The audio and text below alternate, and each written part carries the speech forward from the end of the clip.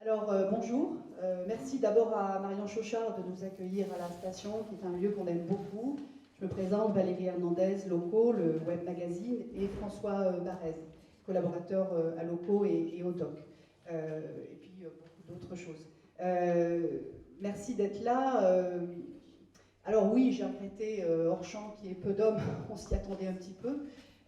Qu'il y ait quelques invités annoncés qui ne viennent pas, on s'y attendait un tout petit peu aussi, mais c'est pas très grave. L'essentiel, c'est vraiment, sur un sujet un peu complexe, d'avoir un échange ouvert, contradictoire, de laisser une trace, de dire des choses intelligentes et de faire bouger une réflexion, et puis on l'enverra sur acquis de droit. Je regrette tout simplement que le printemps des comédiens, qui n'a pas été visé par ce débat, puisque ce débat s'appelle parité, la question de la parité dans la culture, nous avons pris soin d'être large, ne soit pas là. Voilà, donc je vous explique un petit peu comment ça va se passer. Il y a une sorte de première partie autour de la gueulante. Tout a commencé par là, je regarde la date. Le 15 février, Loco publiait un article très inspiré qui disait « Le printemps des comédiens gagne des étoiles ». Si les étoiles étaient au féminin ou au masculin, en tout cas, j'ai eu immédiatement une réponse, une adresse de Hélène Soulier. C'est devenu un papier, un autre papier, quelques temps plus tard, qui s'appelait Le printemps des comédiennes. Entre-temps, les tenaces collectifs de cirque toulousain s'étaient aussi émus de la programmation fortement masculine du printemps des comédiens. Tout a commencé là. Voilà un petit peu ce qu'on va pouvoir dire. Avant de te passer la parole, Hélène, je vais demander à François de situer un petit peu les enjeux au fond de ce débat et de cette question pas si simple qu'est la parité. François. Rapidement, parce que c'est un débat qui n'est pas jeune, c'est ça qu'il faut dire. Hein. Ça fait déjà bien 15 ans maintenant que le monde de la culture s'est mis à réfléchir, ou en tout cas à s'interroger, d'abord, à s'interroger. Ça a démarré avec le rapport Rentra, qui était une commande d'une ministre, si ma mémoire est bonne, à l'époque, sur la répartition des postes de direction des établissements culturels, des établissements artistiques. Aurélie Filippetti. C'était Aurélie Filippetti, tout à fait. Et puis de cette première réflexion sont nés d'une part des collectifs militants, HF et d'autres, et d'autres réflexions sur d'autres champs. Est-ce qu'on peut regarder non pas simplement les postes de direction, mais aussi qui est joué, qui est programmé, est-ce qu'il y a une distribution genrée de ces programmations, par discipline, etc. C'était en 2006. Ça fait donc 13 ans. Et pas grand-chose n'a bougé, on peut dire ça comme ça. Alors, moi j'ai repris ça avec 13 ans de recul, parce que j'ai participé aux premières études de 2006, à un moment où on était quelques-uns à dire que ce n'est pas parce qu'on est dans le milieu culturel qu'on a forcément des patrons de gauche. Ou qu'en tout cas, les patrons de la culture se comportent forcément comme des patrons de gauche. Ça valait pour tout, pour les relations au travail, pour les relations interpersonnelles et interprofessionnelles. Et finalement, la question de l'égalité à l'intérieur du champ professionnel de la culture s'est imposée comme beaucoup de problématiques à l'époque. Elle n'a pas beaucoup avancé, d'autres problématiques ont avancé. Les questions de fiches de poste, de respect du code du travail par exemple, toutes ces choses-là. Ces questions-là n'ont pas beaucoup avancé et effectivement la gueulante a été un bon rappel de ça et du coup c'est une façon de nous inviter au débat. Voilà, il y aurait eu véritablement avancé, il n'y aurait peut-être pas eu de gueulante. Hélène, je te passe le micro, tu nous racontes ce qui s'est passé, quel est l'enjeu de ce texte, etc. Alors, deux choses, parce qu'il y a deux sujets en même temps, j'ai l'impression. Il y a le sujet de la gueulante et il y a le sujet de l'égalité. D'accord, parce que c'est des sujets différents, parce que la gueulante, c'est vraiment donc une prise de position comme ça, de femmes artistes, autrices, metteuses en scène et actrices, photographes, etc., qui se positionnent à un moment donné en relation à un article que tu as écrit, qui est donc, tu l'as dit tout à l'heure, le printemps des comédiens gagne des étoiles, et juste ce groupe de personnes se demande par rapport à quoi, et dans quelles circonstances ils gagneraient des étoiles, et il semble en tout cas que ce ne soit pas le printemps pour tout le monde à ce moment-là, puisque cette programmation, dans cette programmation, il y a 20% de femmes artistes, metteuses en scène, on va dire chorégraphes programmées, et 11% d'autrices. Et effectivement, aucune femme du matrimoine, alors qu'il y a par exemple Dostoïevski, Proust ou Cassavetes qui sont joués. Voilà. Donc en fait, La Gueulante, c'est juste un ressenti, le ressenti donc au jour d'aujourd'hui, plus de 350 femmes artistes qui ont signé en fait cette gueulante, parce que je ne peux pas l'appeler autrement, voilà, simplement pour dire le mépris de genre qu'elles ressentent. Alors ça c'est une première chose, et il est dit à cet endroit-là que effectivement c'est pas une chose qui est nouvelle, ça fait peut-être 10 ans, ou ça fait peut-être 20 ans, ou ça fait peut-être 100 ans, en tout cas il y a quelque chose qui n'avance pas, et à ce moment-là, lors de cette prise de parole, c'est juste que les femmes n'ont plus peur de dire, de gueuler, même si elles ont été éduquées à ne pas le faire. C'est complètement incorporé dans les éducations. Et comme on est dans un moment qui est un petit peu, on va dire, un moment historique, où les femmes osent prendre la parole, c'est vrai? Non, il y a eu un lapsus hystérique, ah oui. Ouais. En tout cas, comme on est dans un moment où il y a beaucoup de prise de parole et une volonté que les choses changent complètement, il y a eu donc le mouvement MeToo, il y a eu le mouvement Balance ton porc, il y a eu la Ligue du LOL, etc. Les femmes aujourd'hui prennent la parole et disent non, ça va pas, et en fait on veut que ça change maintenant. Voilà. Donc tu disais aussi tout à l'heure, le printemps des comédiens n'est pas là. Alors, le printemps des comédiens, c'est tout un tas de personnes. En tout cas, son directeur n'est pas là. Il faut dire aussi que La Gueulante, ce n'est pas une attaque personnelle contre le directeur du printemps des comédiens. C'est une chose qui est extrêmement importante, même si ça démarre par rapport à cette programmation-là. Parce qu'en fait, le printemps des comédiens est le premier festival de l'été à dévoiler sa programmation.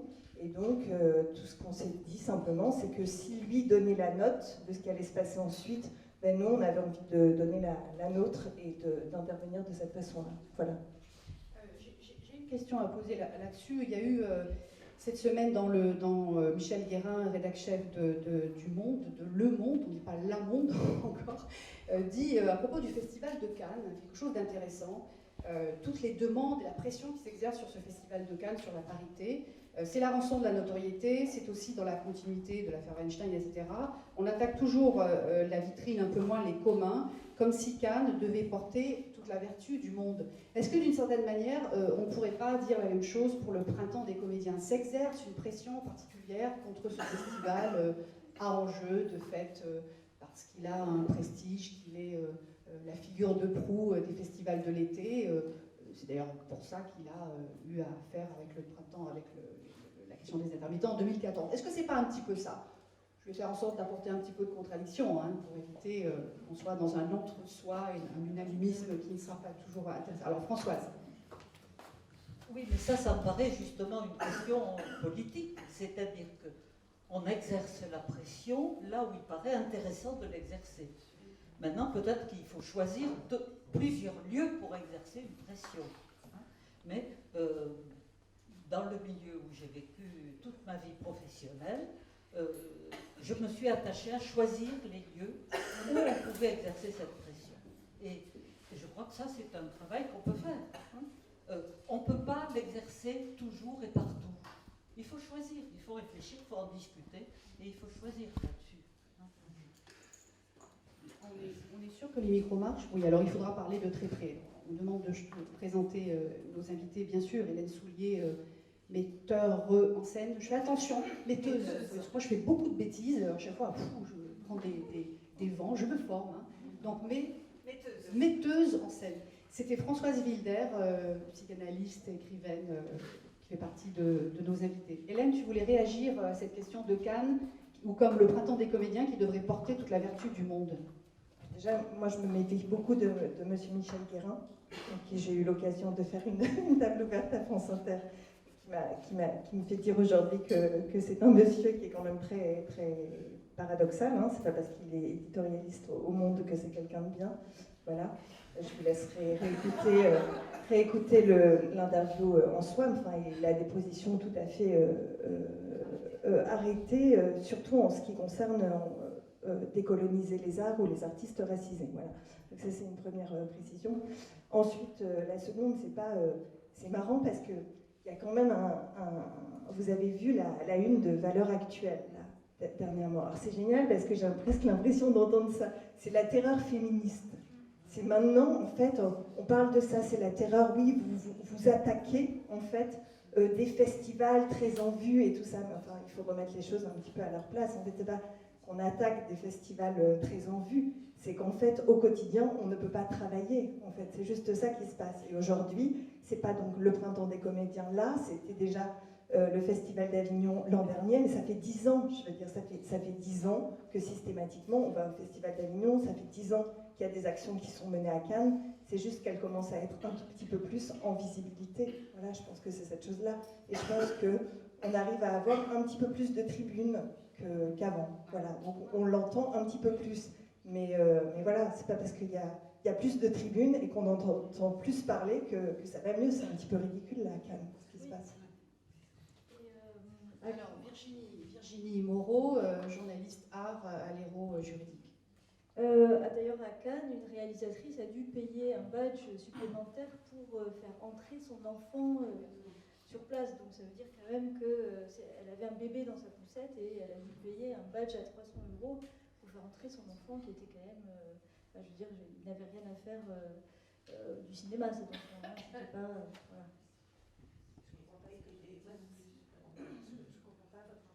La question des femmes à Cannes, mais on va peut-être parler de revenir au Printemps des comédiens. Nicolas, quelque chose à dire là-dessus, Nicolas Dubourg, directeur de la Vignette et délégué du Syndéac. Comment faire pour que justement cette focalisation qui est par rapport à cette focalisation qui est problématique sur un festival, on a le sentiment qu'un festival c'est à quelques jours d'une ouverture une tension particulière sur ce qui doit se jouer, sur ce qui doit se faire. Est-ce qu'un festival peut absorber, c'est pas la question du tout de sa légitimité qui est posée là, elle peut absorber une telle demande, d'autant plus forte qu'elle a été peu entendue, Nicolas? Vaste question. Je commencerai par redécrire un petit peu le paysage culturel français et sa particularité. En France, il y a un secteur privé et un secteur public, déjà. Je parle du spectacle vivant. Très important, avec, bon, si on pense au spectacle, au secteur privé, ça va aussi bien dans le domaine de la musique, le domaine du théâtre, même le théâtre parisien, etc. Et puis il y a des théâtres privés, même en province, il en existe. Bref, il existe toute une scène privée, c'est-à-dire qui est dépendante de tout simplement les questions de marché. Le prix, l'offre, la demande. Et là-dessus, comme dans le reste du secteur marchand économique, ce sont les lois du marché qui s'appliquent. Puis il existe un secteur public. Et dans ce secteur public, on peut même faire des distinctions entre un secteur public qui est dirigé ou qui est dominé, on va dire, par les grandes institutions de l'État. Je pense aux théâtres nationaux, par exemple, l'Odéon, le Théâtre de la Colline, etc. Et puis, petit à petit, on descend comme ça dans la hiérarchie, les centres dramatiques nationaux, les scènes nationales, les scènes conventionnées, j'en suis une, enfin le théâtre en est une, et puis les associations, etc. Et donc dans ce secteur public, on observe une particularité aussi forte, une particularité française, c'est que c'est un secteur public qui est structuré autour d'entreprises privées, des SARL, des associations de loi 1901, etc. Donc quand on dit secteur public structuré dans le privé, c'est-à-dire que le droit qui s'y applique, notamment du point de vue RH, c'est un droit privé. Le droit de l'entreprise s'y applique. Sauf dans quelques rares cas où on a quelques établissements publics, j'en suis un, en l'occurrence une université. Une fois qu'on a dit ça, on arrive bien sûr à comment se produisent les spectacles en France. Et là, c'est une grande particularité du système français, c'est qu'on a à côté de ce système public, de ce secteur public du spectacle vivant, ce qu'on appelle la scène indépendante. Et effectivement, en France, l'essentiel de la production des spectacles est issu des compagnies dites indépendantes. Si on prend le cas de l'Allemagne, par exemple, typiquement, la production se fait au sein des théâtres. Donc vous avez la figure de proue, c'est les Stadttheater, dans lesquels on va décider, à un moment donné, d'embaucher des dramaturges. Si vous allez dans les grands théâtres en Allemagne, vous allez vous balader dans les couloirs, un peu comme ici, puis vous allez voir dramaturge, puis à chaque fois il y a 5 personnes, 5 personnes, 5 personnes, 5 personnes. Et vous allez voir comme ça des masses de personnes qui travaillent là-dedans et qui produisent des pièces. Avec une logique de comment on choisit le répertoire, qui va faire la mise en scène, qui va jouer. Alors il y a un ensemble permanent qui est constitué d'acteurs, etc., etc. Et donc vraiment, c'est au sein de ces théâtres-là que se fait la production. Et nous, si je fais toute cette présentation en amont, c'est qu'on est vraiment dans un secteur qui articule le public et le privé. Donc les contraintes, ou en tout cas les manières de fonctionner du public, la commande publique, la structuration du public, les lois, j'en parle des nominations typiquement, et puis le privé c'est le marché. Et si je vous dis ça, c'est parce que cette question de la parité, qui est aujourd'hui en débat, est une question qui aujourd'hui est un point de focal, mais qui en fait a pour point de débat la question de l'égalité. Ce n'est pas la question de la parité. Et je reprendrai la philosophe Geneviève Fraisse, qui a toujours dit qu'en soi la parité n'était pas une finalité, elle était juste un moyen. Et elle était en soi un moyen qui parfois pouvait poser problème, notamment dans le secteur privé. Parce que si dans le domaine du public, il faut savoir que les lois de parité, à la fin des années 90, sont des lois qui visent essentiellement la représentation des femmes dans les institutions publiques ou dans les assemblées. Quand on parle de parité à la fin des années 90, c'est pour dire on veut autant de députés que de députés. On veut autant de conseillères municipales que de conseillers municipaux. Et donc c'est ça qui est le premier objectif. Et rapidement, si vous lisez les rapports de la fin des années 90, on dit bien que dans le secteur privé, à côté de l'égalité, il va y avoir un problème, mais qui est aussi un des fondamentaux de notre République, c'est qu'on doit à la fois chercher l'égalité et à la fois chercher la liberté. C'est-à-dire que concrètement, il va falloir pouvoir respecter dans l'organisation de la société privée la libre aspiration des individus, selon leurs désirs, etc. Et c'est là que ça commence à être compliqué. Parce que qu'est-ce que c'est qu'un désir? C'est quelque chose qui est pris dans une histoire, dans une culture, qui est souvent contredit, contradictoire, etc. Et qui va poser de réels problèmes. Et c'est là où on voit que les lois qui vont tout de suite suivre, au début des années 2000, vont être tantôt des lois de parité, dans la question de la représentation, et des lois de promotion de l'égalité dans le secteur privé. Et c'est là où on va voir, par exemple, dans le champ de l'entreprise, commencer à se mettre en place des observatoires qui vont pointer le problème dans la formation, le problème dans la promotion, le problème dans la qualification, le problème dans la rémunération, etc., etc. Et je crois qu'aujourd'hui, une des grandes difficultés qu'on a dans le secteur culturel, c'est qu'on a un peu du mal à appréhender cette question. Par où on le prend? À quel moment on parle de parité? À quel moment on maintient la question de la liberté? Est-ce que la parité, par exemple, qu'on pourrait appliquer dans la nomination des grandes entreprises publiques du spectacle vivant se décline partout? Mais on voit bien qu'il va y avoir des secteurs sur lesquels ce sera toujours impossible. Secteur privé-privé. Donc à ce moment-là, comment on fait pour continuer à promouvoir cette égalité tout en respectant ces deux contraintes, j'ai envie de dire. Donc aujourd'hui, je pense qu'on est à cette croisée des chemins, parce que le mot de crispation, je pense, est juste. Je crois qu'il y a effectivement un moment où la tension est en train de radicaliser les camps, de ceux qui sont pour l'égalité et de ceux qui vont s'y opposer, qui vont fourbir leurs armes pour trouver des arguments contre ça.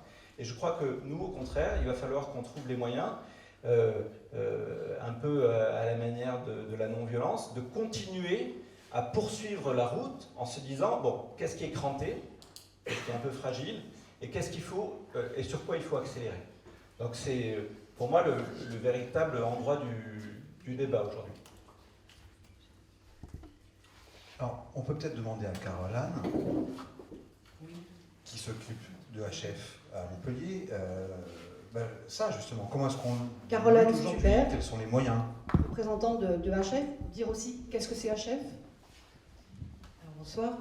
HF, c'est un mouvement donc, qui est apparu avec à peu près 14 collectifs sur toute la France suite au premier rapport Rennes-Pratt, deuxième rapport Rennes-Pratt qui montrait donc en France le monde de la culture était gravement touché par toutes ces inégalités qui touchaient professionnellement des femmes, c'était des milieux où il y avait du sexisme, des milieux qu'on ne pensait pas être touchés par tout ce qu'on pouvait trouver dans la société civile, professionnelle, dans tous les milieux professionnels en fait. Donc spontanément, il y a des mouvements qui se sont créés comme ça. Je crois que ça a commencé par le centre, Paris, Languedoc-Roussillon très très rapidement. Et donc ces mouvements se sont mis à travailler donc, en tant qu'observatoire, à travailler sur des thématiques d'ateliers aussi, de prendre en compte aussi tout notre héritage venu par les femmes, c'est-à-dire ce qu'on appelle maintenant le patrimoine. Je pense que le terme n'est plus du tout remis en cause. Il y a eu des contestations sur ce mot parce que patrimoine c'était pas très joli et puis c'était peut-être pas assez parlant. Bon, voilà, culturel, héritage culturel venu par les femmes, par nos mères. Et donc, depuis ces années, le mouvement HF au national, la fédération, travaille aussi sur le Haut Commissariat à l'égalité, en tant qu'observateur, en tant que préconisateur, préconisatrice. Voilà, en gros, il y a chaque HF a ses particularités. Il y en a certains qui sont plus sur le spectacle vivant, d'autres qui sont plus sur le patrimoine littéraire. Voilà, on fait notre part des choses de manière bénévole depuis des années. Voilà, alors bon, j'ai bien entendu, je ne me souviens plus, pardon, votre prénom ? Nicolas. On parle de radicalité. Alors, bon, quand on parle de radicalité, il faut savoir que quand même la lutte, elle n'est pas récente. Et elle n'est pas récente à notre siècle non plus. Hein. Si on remonte au XVIe siècle, on trouve plein de compositrices, plein de comédiennes, plein d'autrices. Le nom d'autrice était utilisé sur les livres de contes quand on rétribuait des femmes dans le spectacle. On n'est pas en train de se radicaliser, et ça je pense que, enfin, du moins je vais parler en mon nom et pas celui d'HF parce qu'on a tous et toutes nos façons de voir les choses. On est en train de dire ça suffit. Parce qu'en fait, on nous parle de parité effectivement depuis les années 80. La première fois, on a parlé de la féminisation des noms de métiers. Ça a déjà été presque un scandale. Ça a été très très dur. Qu'est-ce qu'on vient de voir là actuellement? C'est juste des textes qui sont à l'étude depuis 15 ans, 20 ans, voire plus. Donc, elle est où la radicalité? Si c'est en tant que femme, aller dans un grand festival comme Avignon ou le Printemps des comédiens, payer sa place, choisir à la limite, parce que les femmes sont très nombreuses, spectatrices sur ce genre d'événements, je crois même qu'elles sont majoritaires, et n'avoir comme proposition que des propositions masculines, bon, déjà c'est dommageable, déjà il y a une question aussi d'héritage, il est où notre héritage? Ça on peut se poser la question, et ça c'est pas être radical, c'est juste très très légitime. Et se dire aussi, bon, la culture vecteur de sens, voilà, la culture véhicule des tas de choses qui donnent aussi une vision de ce que peut penser une société, etc., son regard sur le monde. Je suis désolée, c'est pas radical. Voilà, donc après on peut parler d'observatoires qui disent toujours la même chose depuis une vingtaine d'années maintenant. De travailler de tout ce travail de l'ombre des petites mains, des associations, de gens qui sont aussi professionnels de la culture qui galèrent. Je crois que quand on regarde aussi au niveau des femmes intermittentes du spectacle, c'est une grosse galère. Elles représentent par exemple en Bretagne, je viens d'avoir le rapport de HF Bretagne, elles représentent quand même 80% des intermittents impactés au niveau de leurs droits. Donc ça veut dire que non seulement elles ont moins de boulot que les gars, Je dis les gars, excusez-moi, je vais dire les nanas, je vais dire, comme j'ai le politiquement correct et la façon de dire, je n'ai pas encore tous les codes non plus, donc voilà. Elles sont impactées, elles sont pas forcément très aidées, parce qu'effectivement il y a la maternité, donc ça aussi c'est un sujet dont on peut parler. Après, j'ai entendu des histoires de choix. Alors, les histoires de choix, un directeur de programmation, chargé de diff, etc., il peut avoir ses goûts, c'est pas forcément les goûts de tout le public. Moi, quand je paye ma place, que j'aille au cinéma, que j'aille au théâtre, j'ai envie de voir aussi plusieurs propositions, et des propositions diverses, racisées, féminines, masculines, j'ai envie d'avoir tout ça, et c'est pas être radical. Voilà, je crois que j'ai assez pris la parole. Merci Caroline Stuber. On va passer la parole à Félix et parce présenter que son travail. Comment on commence à aborder les chiffres Félix Dupin-Ménard, c'est l'auteur d'une... Co-auteur, tout à fait, ils sont deux, avec des femmes d'ailleurs, d'une étude qui a été financée par Réseau Ancêtre. Je suis super content de lui passer la parole parce que la première étude, la première objectivation de ça dans le monde de conciliation, le consultant l'avait fait de manière bénévole et maintenant on les paye. C'est quand même un progrès, non? Alors c'était une étude qui était financée par le Fonds social européen et donc qui était portée par Occitanie en Seine et qu'on a réalisé avec Barbara Goffinet. Et donc nous on a travaillé, bon, peut-être ce qu'on peut amener là, enfin, ce que je peux amener, c'est comment penser cette question en fait comme un système, c'est-à-dire ne pas penser que la question des programmations, mais penser comment en fait les inégalités font système dans le secteur culturel comme ailleurs. Et donc bon, je me souviens de quelqu'un d'HF qui avait dit dans une des premières réunions sur cette étude que la question des inégalités c'était les 3 P, c'était prestige, pouvoir, pognon. Et donc bon, ça donne une idée de comment en fait les choses vont la reproduction des inégalités sociales, alors elle passe par les programmations parce que c'est moins de visibilité pour les femmes sur scène. C'est aussi dans les représentations pour les futures générations, moins de références comme femmes artistes, etc. C'est aussi moins de financement, parce que la visibilité, ça permet d'acquérir donc des financements en production. Et puis, c'est aussi des salaires moindres, c'est-à-dire voilà, moins de travail. Donc, alors, l'étude, elle est en ligne, hein, si jamais vous voulez jeter un œil. Alors, ça s'appelle l'égalité professionnelle femmes-hommes dans le secteur culturel en Languedoc-Roussillon, mais en vérité, la plupart des chiffres concernent l'Occitanie. Mais le financement est fléché dans le Languedoc-Roussillon, bref. Mais alors, je voulais juste insister sur le fait que donc, la question des programmations, c'est une chose, vous l'avez dit, la parité, c'est un moyen pour un peu forcer la main vers l'égalité, en transformant les représentations, en faisant que les femmes sont plus intégrées au circuit de production, etc.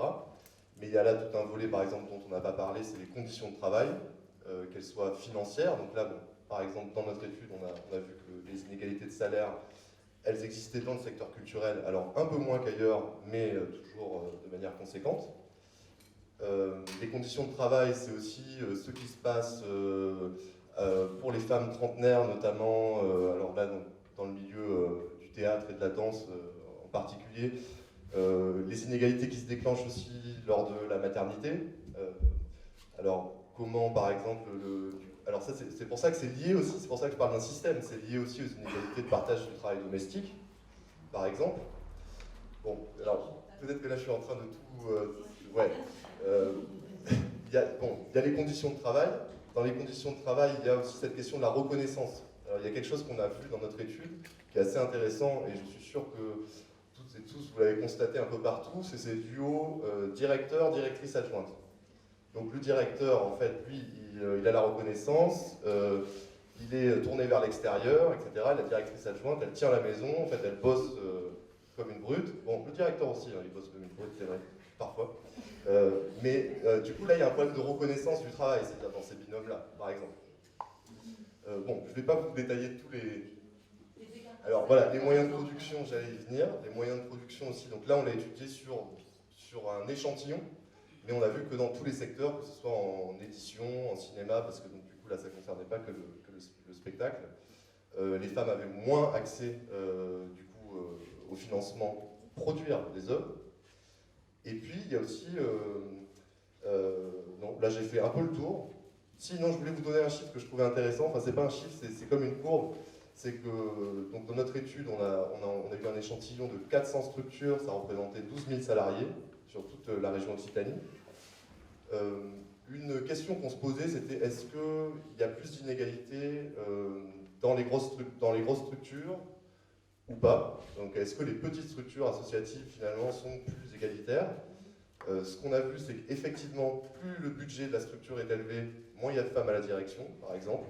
Plus les inégalités de salaire sont élevées, alors c'est aussi parce que les salaires sont plus élevés. En gros, hein, c'est ça, on voit aussi que par exemple à 20 ans, les inégalités de salaire, elles sont très peu existantes. Et plus les salaires augmentent, plus les inégalités augmentent. Mais ce qu'on a vu quand même, c'est que même dans les petites structures qui prétendent du coup être peut-être plus vertueuses, ben, il y a des inégalités aussi. Bon, j'ai un peu tout mis dans le sac là, mais... Au départ, on constate aussi, selon le Conseil à l'égalité, à l'égalité, je pense que c'est ça, on constate juste au départ qu'il y a 60% de femmes étudiantes en art. Voilà. C'est juste pour dire. Oui, ça on l'a aussi dans les chiffres. Bon, ça c'est des chiffres nationaux. C'est que voilà, les femmes sont majoritaires dans les filières culturelles et puis dans le monde du travail. Alors, elles sont pas forcément, elles sont majoritaires dans certains types de postes, notamment les postes, alors là aussi, à faible reconnaissance, comme la production, l'administration, mais qui sont des postes sans lesquels en fait la culture n'existe pas. Donc voilà. Alors dans la technique, c'est une autre question parce qu'on peut se poser la question de la reconnaissance des métiers de la technique. C'est pas dit non plus. Donc, bon. Mais en tout cas, elles ne sont pas majoritaires dans les métiers de la technique. Mais peut-être, voilà ce que je voulais insister sur le fait que la question des programmations, c'est un rouage de ce système. Et que c'est pour ça que je pense qu'il est important, c'est parce qu'il faut à un moment forcer les choses, c'est ce qui s'est fait sur la parité en politique. L'idée c'était de dire, bon, on va forcer les choses. Puisque les partis politiques sont incapables de mettre en avant les femmes, on va les forcer à le faire. Et maintenant, les générations qui arrivent, ça leur semble normal en fait qu'il y ait des femmes en politique. C'était peut-être pas le cas il y a 30 ans, je ne sais pas, à nos aînés de nous en parler. Eh ben, justement, Françoise voulait réagir. Oui, je voudrais réagir en partant de mon expérience. J'ai entendu, j'ai écouté des femmes directrices adjointes ou vice-présidentes dans des associations importantes. Et ce qui m'a intéressée en les écoutant, c'est ceci. C'est que, au fond, je me situe là, dans ce que je vais dire, du côté de l'expérience de ces femmes, telle que je l'ai entendue. Pour ces femmes, avoir trouvé ce lieu où elles exerçaient une fonction, c'était une pratique de leur liberté. La liberté chez les femmes, depuis en effet le 19e siècle où on les avait bien serrées, avant, comme vous l'avez si bien dit, elles l'étaient beaucoup moins, mais depuis le 19e siècle, la liberté, ça a été un des enjeux féminins majeurs, à mon avis. Et on le repère de temps en temps dans la culture. L'enjeu de liberté porté par les femmes, c'est toujours plus éclatant, plus brillant dans notre siècle que quand il est porté autrement. On est habitué à la façon dont il est porté autrement.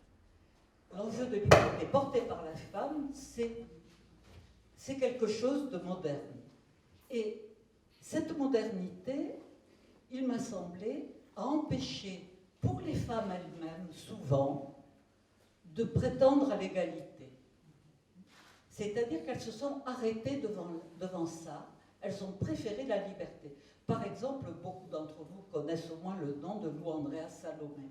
Eh bien, Lou Andréa Salomé, elle soutenait, cette ancienne psychanalyste, elle soutenait que la question de la liberté était majeure dans la vie. La question de l'égalité, elle ne s'en occupait pas. Et je crois que beaucoup de femmes en sont toujours là. Mais quand, par exemple, elles constatent qu'elles sont moins payées, quand elles constatent qu'elles ne peuvent pas progresser, là, alors ce souci vient. Et donc la question de la liberté, je crois, a empêché l'égalité dans les femmes elles-mêmes. Oui, moi je pense qu'au niveau de la culture... Le micro, toujours. Oui. Au niveau de la culture, c'est un petit peu différent, excusez-moi. Oui. Parce qu'en fait, la question de la liberté et de la liberté de création, elle est liée à la question de la représentativité. Je veux dire, c'est très simple, vous vous êtes psychanalyste, c'est ça? Une femme artiste qui ne peut pas montrer son travail, symboliquement, c'est une femme artiste morte. Je suis d'accord avec vous. Après, la question, en tout cas au niveau du spectacle vivant, où l'enjeu est de présenter devant un public. Voilà. Et après, la question de la liberté, elle est aussi reliée aux moyens de création. Donc voilà, c'est quand même un petit peu paradoxal de dire que les femmes choisissent ou ont choisi la liberté. Déjà, au XIXe siècle, Virginia Woolf disait moi, pour écrire, j'ai besoin d'une chambre à moi, j'ai besoin du minimum, en fait, pour pouvoir donc créer, pour être libre de créer. Donc le premier combat des femmes artistes, ça a été d'avoir un espace, déjà, pour le faire, et ensuite d'avoir les moyens de le faire. Parce que la question de la liberté, elle est reliée à ça, aujourd'hui. Je veux dire, c'est très concret. Mais justement, ce chemin, maintenant, vous, dans votre génération, vous le faites, vous le savez, vous le connaissez, mais on ne l'a pas. Quand les enjeux de liberté, parfois, ont aveuglé un peu les femmes sur leur situation et, en effet, les ont empêchées d'être tout à fait conscientes de la condition dans laquelle elles pourraient être libres. Et je crois qu'il y avait une idéalisation de la liberté chez beaucoup de femmes. Je ne crois pas que les femmes... Pardon, excuse-moi. Mais non, c'est bien. Après, c'est marrant parce qu'en fait, on revient toujours après à se dire, c'est les femmes, elles s'empêchent des trucs. Il me semble qu'il est arrivé que les femmes se mettent dans la situation, non pas consciente.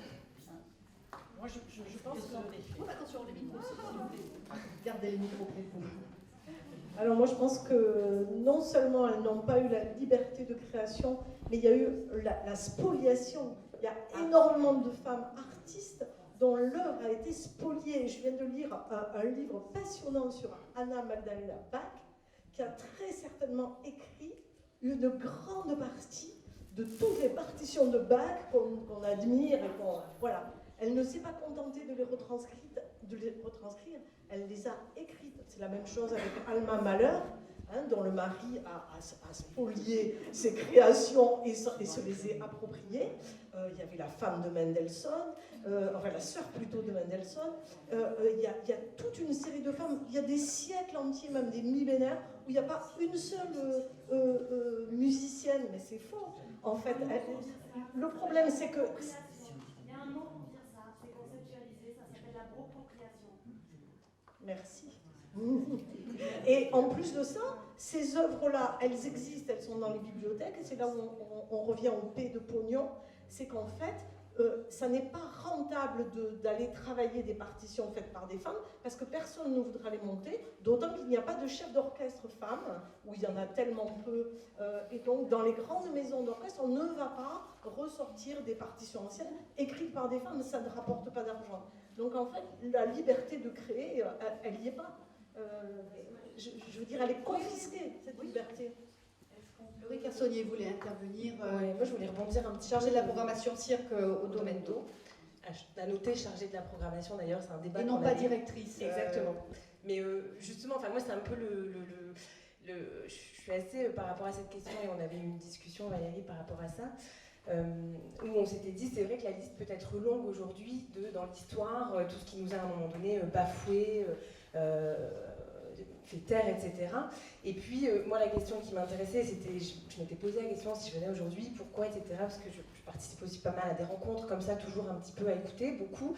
Et je déplore toujours à un moment donné, quand on arrive à beaucoup décrire ce qui s'est passé par le passé et qu'on ne va pas au-delà sur qu'est-ce qu'on peut inventer aujourd'hui. Moi aujourd'hui, j'entends la gueulante, j'entends et j'étais contente et solidaire et de ce mouvement et surtout des tenaces qui sont dans une discipline que je suis beaucoup. Maintenant aujourd'hui, il y a aussi au Domendo, et du coup je parle de ça, une nouvelle génération de femmes qui arrivent, qui portent des choses, qui revendiquent des idées, et je déplore quelque part aujourd'hui qu'on mette la focale, ce que je ne décris pas du tout, je pense que c'est juste, mais à un moment donné, c'est comment on invente avec les générations de femmes qui arrivent et qui ont envie de faire des choses, parce que quelque part, moi je déplore aujourd'hui que quelque part des artistes qui ont envie de faire des choses, qui aient envie de travailler dans ces lieux-là, ne viennent pas, je parle avec ma collègue, puisque je travaille beaucoup en binôme avec Lisa Sireni, qui est programmatrice théâtre, et en effet on notera qu'au Domendo les femmes sont programmatrices, les hommes sont directeurs, ce qui encore une fois je peux en pleurer, je peux faire tout ce que je veux, mais aujourd'hui, nous avons des moyens en tant que programmatrice pour diffuser des œuvres, pour travailler avec des artistes. Et quelque part, je trouve que cette relation aujourd'hui, elle ne s'invente pas assez et suffisamment avec les équipes qui, je le déplore, ne construisent pas suffisamment un dialogue, mais nous non plus peut-être, mais j'ai envie de me poser la question, quelle est la suite de ça? C'est-à-dire qu'on peut en effet passer un temps fou, et moi la première, j'ai personnellement vécu avec beaucoup de violence toute la polémique qu'il y a eu autour du domaine d'eau l'année dernière, il y a 2 ans, au moment de cette candidature, ça a été d'une violence rare. Et on en a parlé avec Valérie parce que je pense qu'aujourd'hui, au-delà de la question des directions artistiques, au-delà de la question des artistes qui sont sur un plateau, il faut aussi se poser la question en effet de qui nomme, quelles sont les personnes qui nomment. Et je vois qu'il y a des femmes aujourd'hui qui sont présentes aujourd'hui, qui représentent l'institution, et je suis heureuse de voir ça parce que c'est aussi ça pour moi qui changera le débat, parce qu'un directeur artistique, et c'est là où j'étais un petit peu gênée par rapport au débat sur Jean, cette question, en effet, je ne parlerai surtout pas pour lui, je n'ai pas suffisamment de complicité et d'échange avec lui pour pouvoir le représenter et même parler à sa place, mais c'est une question avec laquelle il n'est pas très à l'aise. Ça s'est vu à la conférence de presse, quand il a pris la parole pour répondre à la question qui avait été posée. C'est un endroit où il n'est pas à l'aise dans le discours. Pour autant, la question, enfin, je perds un peu le film, je pense qu'il faut aujourd'hui aussi qu'on puisse réinventer une parole et imaginer la suite de ça, c'est-à-dire décrire, oui, il y a cette génération d'hommes qui ont une 60aine d'années aujourd'hui, qui ne sont pas à l'aise avec ces questions. Pour autant, la programmation à venir du domaine d'eau, ça fait 2 ans que sur la saison hivernale, elle met énormément les femmes à l'honneur. Elle est à chaque fois justement dans l'image très représentée. Les femmes sont énormément représentées et on vient mettre la vocale aujourd'hui sur le printemps des comédiens. Voilà, je déplore un petit peu ça et je voulais... Oui.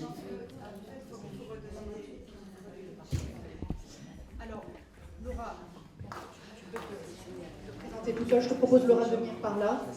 Laura, c'est Wondermuff qui ont leur siège ici. C'est le monde économique, c'est autre chose. Mais j'ai vu qu'il y avait un appel des investisseurs, des entrepreneurs récemment, appelant à la parité dans le monde économique. Donc, il y a évidemment, ça bouge aussi de ce côté-là. Tu voulais prendre la parole? Donc, enchantée. J'écoute depuis tout à l'heure beaucoup de choses et en fait, nous, on est invités ici ce soir, on a un positionnement un petit peu différent puisqu'on n'est pas spécialiste du domaine culturel. Par contre, on est spécialiste du domaine entrepreneurial et sur la féminisation de l'entrepreneuriat. Et même si on est dans des secteurs qui sont très différents, on a cette recherche de la parité qui est commune. Je voulais prendre le micro parce que je voulais rebondir sur ce que tu disais. Nous, en tant qu'association Wondermuff, on a fait le choix de ne pas signer la gueulance. La décision, c'est que, en premier, c'était une incompréhension de notre part du message. On nous a invités à le signer. On a décidé de ne pas le faire parce que c'est notre mode de communication, c'est d'aller plus dans la coopération et dans l'écoute et dans l'intelligence collective que dans la dénonce. Ce qui ne veut pas dire qu'on ne pense pas que c'est nécessaire, on pense que c'est nécessaire et que c'est complémentaire. Donc c'est pour ça que je te rejoignais. Voilà, après j'avais préparé plein de chiffres très précis sur les statistiques entrepreneuriales femmes-hommes. Est-ce que c'est on a toujours l'image de la culture comme pointe avancée de civilisation, puis on est toujours très surpris de voir les chiffres de la culture, mais j'imagine que les chiffres de l'économie sont pas mal aussi. Là actuellement, on est en termes de femmes entrepreneurs en France, on est presque à la parité, on a 40% de femmes entrepreneurs sur toutes les entreprises, toutes confondues. Par contre, on a énormément de difficultés, les femmes entrepreneurs ont énormément de difficultés pour se faire entendre et oser, et dépasser le pas de la représentation iconique de créateur égale homme, créateur d'entreprise égale homme. Par exemple, vous parliez tout à l'heure de l'accès au financement. Les femmes, en termes de taux de prêt, on leur prête de l'argent 2 fois moins que les hommes, que les créateurs d'entreprises. Donc on est vraiment sur sur des enjeux qui sont vraiment pareils. Et je pense que c'est vraiment différent, mais c'est voilà. Le comment Virginie Moreau. Voilà, donc moi je suis spécialisée plutôt dans les expositions et donc on avait parlé des 60% d'élèves dans les écoles d'art qui sont donc des élèves féminines et à côté de ça on a seulement 1/3 d'œuvres de femmes qui sont exposées en art contemporain. Donc, Alors là, c'est... Alors moi, j'ai les chiffres de l'Observatoire de l'égalité femmes-hommes 2019. C'est les tout derniers chiffres. Alors, ils ont peut-être été gonflés par le ministère de la Culture, après, je sais pas. Hein. C'est... voilà. On a ça qui est quand même pas mal. Bon, Sachant que les arts plastiques, c'est le parent pauvre de la culture, spécifiquement pour les femmes. Voilà, c'est ça. Donc là, quand même, on se dit un tiers d'œuvres féminines, ça fait pas beaucoup. Voilà. Ouais, voilà, 68% d'hommes exposés, un tiers. Voilà. Au poste de la direction d'administration centrale, un tiers d'entre eux sont occupés par des femmes. Au poste d'encadrement, quasi-parité pour les postes de chef de service, 33% de femmes au poste de sous-direction. La part des femmes progresse au poste de directrice régionale des DRAC, qui compte 35% de femmes, contre 28% un an plus tôt, donc en 2018. Quasi-parité à la direction générale des 32 musées nationaux. Et la part des femmes dirigeant les musées de France est stable depuis 5 ans, donc un peu moins de la moitié des postes.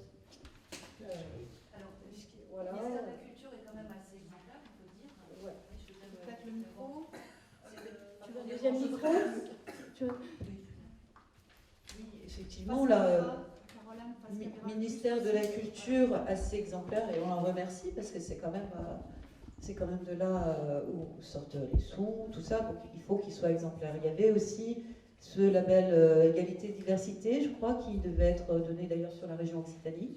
Je ne sais pas trop où ça en est, donc je ne vais pas du tout parler de ça. On a reçu aussi il y a quelques jours la feuille de route du ministère de la Culture, donc qui donne tout un tas d'indications, préconisations, et donc qui fait état de la parité dans ses services. Effectivement, j'ai vu Wondermeuf chef.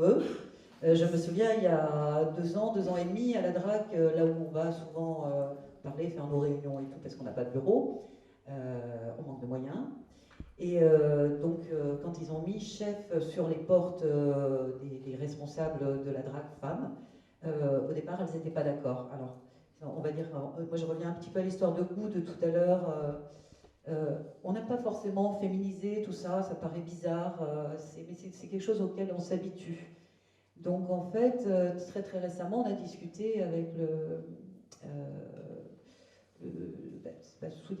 sous-directeur de la DRAC Occitanie, et qui disait qu'en fait ça passait très très bien maintenant, que c'était juste un petit comment dire, effort à faire au départ, et après on ne le sent plus, quoi. C'est-à-dire que c'est très facile en fait, hein, c'est comme l'écriture inclusive. Donc ça, je reviens un petit peu aux médias. J'en profite, je prends le micro.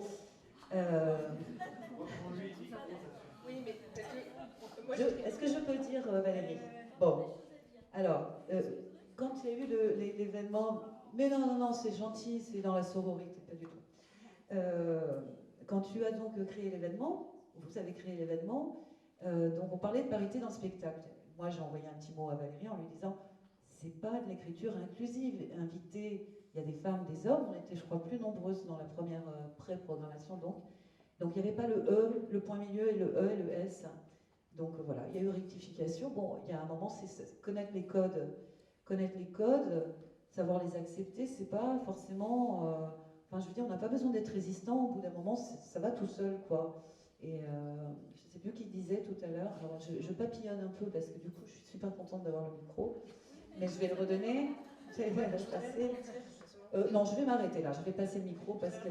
Justement, parce qu'on est encore sur le comment, et il est important ce comment, parce que c'est ce qui fait évoluer les choses, mais je ne sais plus comment tu t'appelles, d'ailleurs, de chef, en disant, ce qui m'intéressait, c'était la collaboration, et en fait, la coopération, la collaboration, comment on construit ensemble la suite. Moi, c'est ça aussi qui m'intéresse aujourd'hui, c'est-à-dire comment, et dans La Gueulante, ce qui me dérangeait quelque part à la base, même si j'étais très solidaire, et je suis solidaire de ce ton parfois qui peut être un ton de lassitude et de colère, je l'entends, mais je pense aussi que là on décrit un comment et il y a un pourquoi. Et je pense que quelque part, il y a le pourquoi, en tout cas moi dont je fais l'expérience de plus en plus souvent, c'est que quelque part je pense que les femmes font peur. Elles font peur à plein d'endroits dans leur posture justement, et je pense que cette colère et cette lassitude nous amènent à avoir aussi une certaine agressivité, une certaine colère. Voilà, il n'y a pas d'autre mot qui nous amène à avoir des postures qui d'ailleurs nous desservent, je pense, aujourd'hui.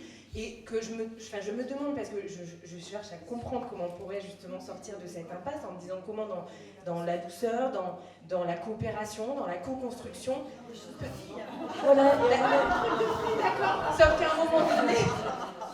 Pour le coup, je vais faire réagir une autre chargée de production d'un secteur relativement machiste. Fatma Naki. Ok. Alors, co-construire, pourquoi pas, mais alors certainement pas dans la douceur. Et je me demande bien de quoi ils ont peur, en fait. Alors, bon, moi, je vais partir de mon expérience. J'ai travaillé en musique actuelle pendant pas mal d'années.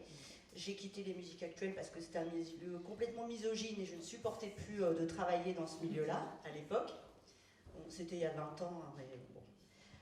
Je pense que ça n'a pas tellement évolué. Je discutais il n'y a pas très longtemps avec une journaliste spécialisée qui justement me disait ah non, la musique là j'en peux plus. On pourrait la faire intervenir elle aussi. Pardon-moi, je voudrais citer la pétition de 700 femmes contre le sexisme il y a un mois. 700 femmes contre le sexisme, c'est une des pétitions majeures du mouvement. Les musiciennes.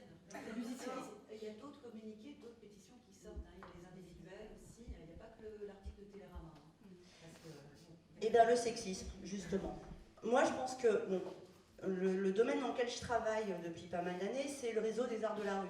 Ça regroupe tout un tas de disciplines artistiques du spectacle vivant.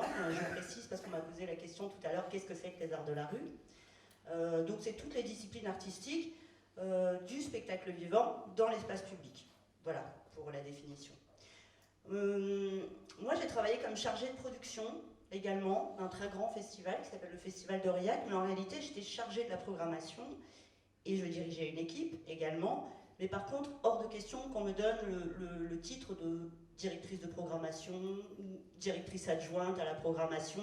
Non, c'était attachée de production. Surtout, tu restes à ta place.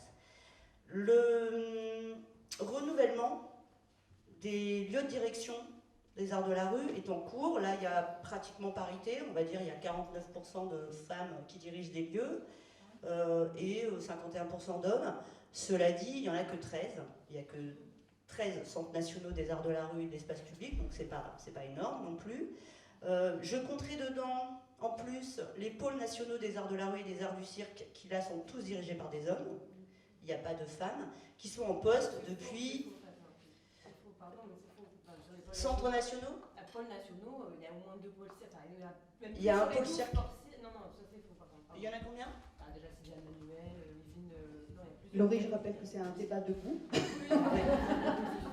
Tu pourras me... Parce qu'en plus, en l'occurrence, les arts du cirque, on est sur un milieu qui est extrêmement... qui souffre énormément de ça, parce que très performatif, très testostéroné. Les tenaces, ça part pas de nulle part. À un moment donné, les tenaces, c'est un ras-le-bol dans le fait aussi d'être artiste de cirque, où ton corps, à un moment donné, quand t'as 25 ans, t'es plié, t'as un enfant, t'es fini. Enfin, je veux dire, on est sur un milieu qui est extrêmement machiste. Donc je dis pas, je cherche juste des solutions, je viens pas, je nuance un tout petit peu aussi, parce que là, en l'occurrence, sur les pôles nationaux, il y en a plusieurs qui sont dirigés par des femmes. Donc voilà, je te laisse terminer, parce que je veux pas... D'accord, de toute façon, je dis qu'on arrive à la parité, de toute manière, dans ces réseaux-là, on est en train de parvenir à la parité. On avance un peu, tout à fait. Par contre, moi j'ai eu connaissance d'une étude qui est en cours, en ce moment, qui est menée par la Fédération des arts de la rue Rhône-Alpes-Auvergne.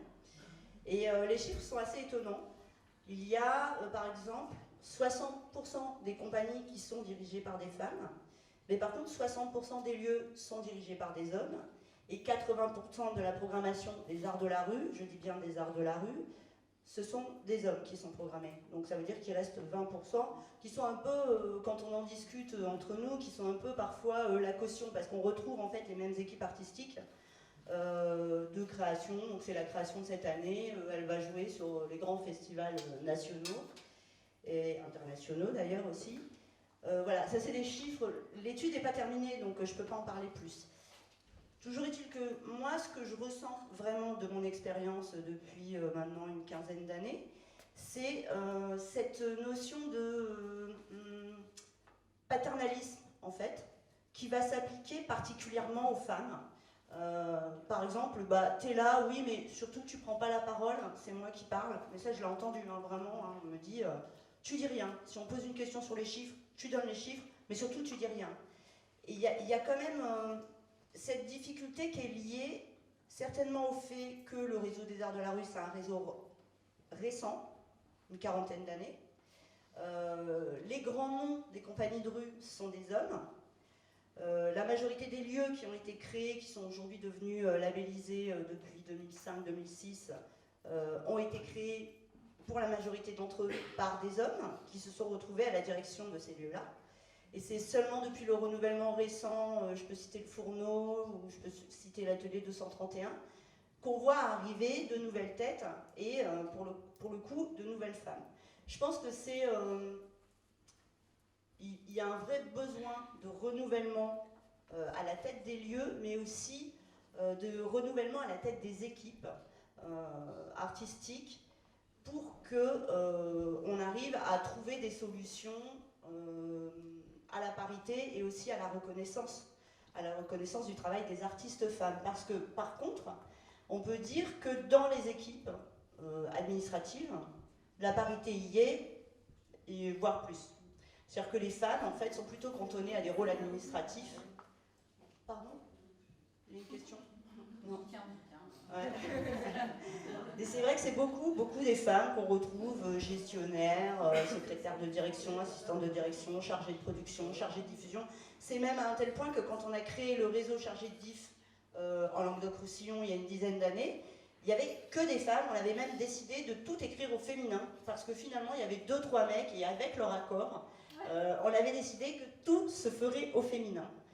Et c'était, voilà. Bon, ça évolue aujourd'hui, il y a de plus en plus d'hommes en diffusion ou en production, mais à l'époque, il y avait clairement peut-être 2 mecs sur la soixantaine de membres du réseau C'est un métier. Voilà, je voudrais demander à Félix, je pense pour quelqu'un qui n'est pas du tout du milieu, ce qui est quand même assez minoritaire ce soir, mais il dirait, en gros, on est dans une réunion, il y a beaucoup de femmes et elles ont parlé de beaucoup de chiffres. Pourquoi est-ce que compter... pour que ça compte, disaient les chefs d'entreprise, on en est au stade comme ça du chiffre. C'est un palier, c'est évidemment une étape, je l'espère. Peut-être un jour il faudra arrêter de compter. En quoi ça compte justement, sans le jeu de mots, autant, Félix? Vous vous approchez, vous faites face à cette question de ciel. Ça compte parce que ça empêche le déni. C'est-à-dire que quand on demande individuellement en fait, à tout un tas de direction, de structure, où il se situe par rapport au sexisme, le sexisme est nulle part en fait. Donc du coup, à un moment, il faut objectiver les choses et donc compter, par exemple, la répartition des hommes et des femmes dans une équipe, les salaires, comment ils sont distribués, etc. Ça permet d'objectiver les choses, les donner à voir. Et ensuite, là, nous, c'est ce qui s'est passé, hein, c'est-à-dire qu'à un moment, voilà, on cumule des données, puis il y a une réalité qui émerge, et on ne peut pas faire, enfin, on ne peut plus regarder ailleurs. Et justement, je voulais revenir un peu au début du débat. On dit pourquoi le Printemps des comédiens, pourquoi le Festival de Cannes. Les endroits qui ont le plus de visibilité, c'est normal qu'ils soient attaqués. Et en fait, je pense que ça produit une efficacité. C'est-à-dire que de les attaquer, en fait, ça produit des effets à long terme. Et ça me donne l'occasion de revenir sur aussi cette histoire de coopération. Moi, je suis d'accord avec vous sur la coopération. Sauf que je ne suis pas sûr que le droit de vote des femmes ait été gagné par la coopération. Je ne suis pas sûr que le droit à l'avortement ait été gagné par la coopération. Et je pense que c'est une histoire de rapport de force. Après, voilà. Non, mais... Il n'y a que ça. Ouais, mais... Laurie, est-ce que les conquêtes sociales ne seront pas avec les dents? Je ne voudrais pas qu'on fasse dire quelque chose que je ne pense pas en plus, parce que, en l'occurrence, je souffre vraiment personnellement, c'est-à-dire de ces attaques. Aujourd'hui, c'est extrêmement compliqué de défendre au domaine d'eau une posture qui est une posture concrètement où je fais un travail de direction artistique depuis 3 ans et je n'ai ni le titre, ni la liberté de m'exprimer aujourd'hui comme ça. Il y a une organisation qui est extrêmement déplaisante et une violence institutionnelle qui est très forte dans ce milieu que je décris aujourd'hui et sur lequel je ne souhaite pas être justement muselée et je m'exprimerai tant que faire se peut, tant qu'on me donnera un micro pour la dénoncer. Mais je dis juste qu'à un moment donné, j'ai envie d'imaginer que parallèlement à cette lutte, il s'invente une coopération, parce que la complémentarité, pour moi, est nécessaire aujourd'hui. Il y a plein d'endroits où, quand je travaille avec Jean, quand je disais tout à l'heure de Jean Varela, je voulais aller au bout de ce truc-là, je disais, ça parle de lui, sa programmation. Mais à un moment donné, c'est difficile de dire à un programmateur programme des femmes et de lui mettre ça pour moi comme une injonction. Il s'agit plus pour moi de mêler les équipes de programmation, parce qu'à un moment donné, une programmation, ça dit quelque chose de la personne. C'est des revendications, c'est des combats, c'est des pensées, c'est des postures, et ça s'invente en complicité avec des artistes. Et c'est aujourd'hui, en mixant les équipes de programmation, qu'on aura plus d'artistes sur les plateaux. C'est ça que je dis aussi. Et du coup, c'est dans cette logique de coopération. Ce qui veut dire qu'aujourd'hui, moi, en tout cas sur le domaine d'eau, quand je collabore avec Jean sur certains projets, j'aime cette complémentarité-là aujourd'hui. Par contre, aujourd'hui, c'est vrai que c'est 2 fois plus compliqué pour moi en tant que femme d'obtenir des moyens de pouvoir exprimer ce travail que je veux faire avec des équipes en tant que femme. C'est ça, je ne viens pas le nier aujourd'hui, je le subis personnellement. Mais je dis juste que parallèlement à cette lutte, et je lutterai à travers notamment en complicité avec les équipes artistiques pour dénoncer tout ça, mais je pense qu'il faut que parallèlement s'invente une coopération pour qu'on sorte de quelque chose et qu'on aille sur l'après. Et le travail, moi j'interviens à la fac sur plusieurs masters, on parle de ces questions aussi avec les étudiantes fréquemment, parce que je pense que les générations à venir ont un autre rapport aussi à ça, et je disais, ça pourrait être intéressant un jour aussi, qu'il y ait des jeunes qui aient 20-25 ans qui s'expriment sur ces questions-là, parce que je pense qu'il y a encore une autre relation, parce que nous, on a été élevés par des femmes qui à un moment donné ont subi cette domination-là, qui est peut-être moins le cas aujourd'hui, qui sera moins... Je veux dire qu'il y a des choses qui évoluent,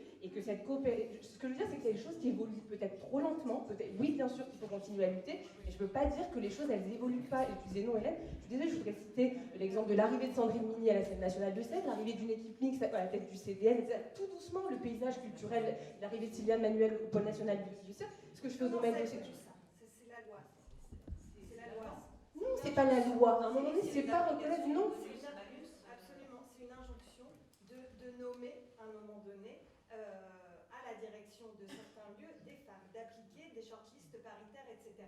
Donc on avance un peu. Il y a une injonction qui dit, voilà, maintenant c'est comme ça va se passer comme ça. Et toi tu dis, et parce que on se bat pour ça, pour que ça ait pu avoir lieu, etc. Il y a eu des combats, il y a eu des tribunes, il y a eu des gueulantes à Tire-Larrivée, etc.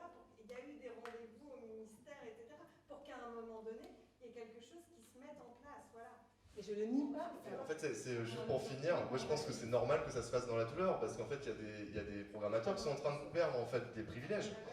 Et en fait, c'est vrai que cette notion de privilège, elle est importante. C'est-à-dire, quand on parle de discrimination, il y a des femmes qui n'ont pas accès à certains statuts, à certaines programmations, etc. Ça veut dire que c'est des hommes qui prennent cette place. Et donc c'est normal que ça se fasse dans la douleur. Et enfin, moi personnellement, je pense que justement, on est à un moment de basculement et que ça prouve aussi l'efficacité des combats féministes. Et en fait, ça fait du bien quand même d'avoir de temps en temps des victoires. Donc je pense que finalement, donner à voir tout ça, et aussi un dernier truc, c'est que les personnes en position de pouvoir, on va pas les plaindre de s'en prendre plein la gueule, quelque part. Je sais pas, quand on est en position de pouvoir, quelque part, on s'expose. Enfin, moi, en tout cas, c'est ma position, c'est-à-dire, à un moment...